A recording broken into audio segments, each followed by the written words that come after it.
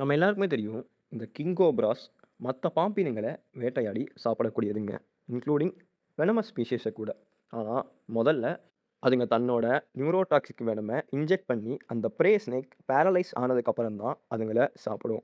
அதுவே இந்த king cobra சாப்பிட போற ஸ்னேக் ஒரு வைப்பர் ஸ்னேக்கா இருந்து, அந்த வைப்பர் ஸ்னேக் கோப்ரா அத பைட் பண்றதுக்கு முன்னாடியே அதுங்க பைட் பண்ணிடுச்சுங்கன்னா, அந்த வைப்பர்ட்ட இருக்கிற ஹியூமோடாக்சிக் வெனம் அந்த கோப்ராவ கொன்னுடும்னு சொல்றாங்க.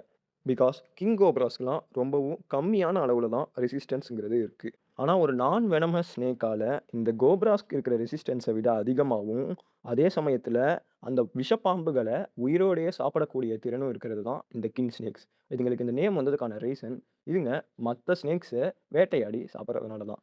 இதுங்களும் மோஸ்ட் டேஞ்சரஸ் அண்ட் வெனமஸ் ஸ்னேக்ஸான வைப்பர்ஸையும் சாப்பிடுங்க. இதுங்களோட வாழ்விடம்னு பார்த்தீங்கன்னா, யுஎஸ். இந்த கிங் ஸ்னேக்ஸோட உடம்புல கோப்ராஸ்க்கு இருக்கிற வெனம் ரெசிஸ்டன்ஸ விட அதிகமான வெனம் ரெசிஸ்டன்ஸ் இருக்கிறதுனால, எந்த ஒரு விஷப்பாம்போட கடியையும் தாங்கிக்கிட்டு, இதுங்களால அந்த பாம்புகள உயிரோடையே தன்னோட ஜாவ அட்ஜஸ்ட் பண்ணி சாப்பிட முடியும்னு சொல்றாங்க. ஆனா, அளவுக்கு மீறினா அமிர்தமும் நஞ்சுங்கிற மாதிரி சம் சார்ட் ஆஃப் ரெசிஸ்டன்ஸ் மட்டும் தான் இதுங்களுக்கு இருக்கு. அதுங்க பவர்ஃபுல்லான பைட் பண்ணிச்சுங்கன்னா, சம்டைம்ஸ் இதுங்கள கூட இறக்கலாம். ஆனா, கிங் கோப்ராஸ விட அதிகமான ரெசிஸ்டன்ஸ் தான் சொல்லணும்.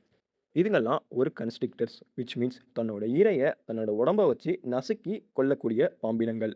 சாதாரணமா சொல்லணும்னா, கிங் ஸ்னேக்கால சம் சார்ட் ஆஃப் வெனம தன்னோட உடம்புல எடுத்துக்க முடியும். ஆனா, கிங் கோப்ராஸ் என்ன பண்ணும்னா, தான் கடி வாங்குறதுக்கு முன்னாடியே தன்னோட ப்ரேவ கடிச்சிரும்னு சொல்றாங்க. இந்த கிங் ஸ்னேக்ஸோட டயட்ன்னு பார்த்தீங்கன்னா, வெறும் பாம்புகள் மட்டும் இல்ல. எலிகள், பறவைகள், ஏன் சில ஆம்பிபியன்ஸ் கூட இதுங்க சாப்பிடும்னு சொல்லலாம். அது மாதிரி இந்த கிங் ஸ்னேக்லாம் ஒரு குட் கிளைம்பர்ஸ். அது மட்டும் இல்லாம தண்ணீல இதுங்களால ரொம்பவும் எஃபிஷியன்ட்டா ஸ்விம்மும் பண்ண முடியும்.